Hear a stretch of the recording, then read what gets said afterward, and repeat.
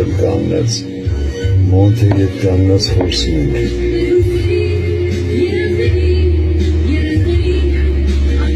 Արանավես շեմ կարում եմ, տեսված մակոխում, սա զորված աղբերներից իսկան բան, շեմ կարում եմ, նեսով արդեն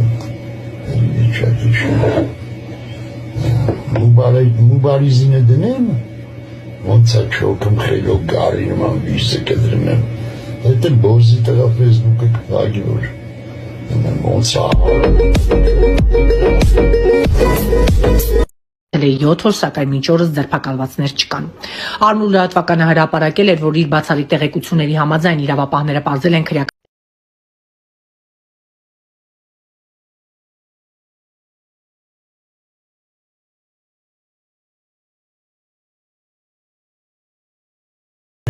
այսինց,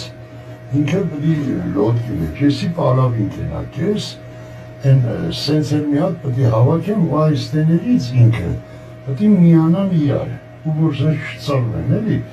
ասենք այդ միացման մոմենտները մի բան սաբրազի տան,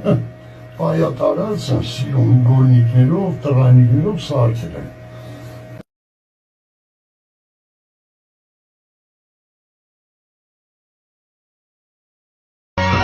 Զարմանահրաշ մի անձնավորություն, ով իր բովանդակ կյանքն ու ճակատագիրը կապեց հայոց ազատագրական պայքարին։ Նա չվայելեց ընտանիքի ջերմություն, չունեցավ ժառանգ, չմտահոգվեց իր առողջությունն ու մարմինը վաղաժամ մաշած մահացու հիվանդություններով։ Փոխարենը այն ամենն ինչ ուներ, պայծառ միտք, արի սիրտ, աննկուն ոգի,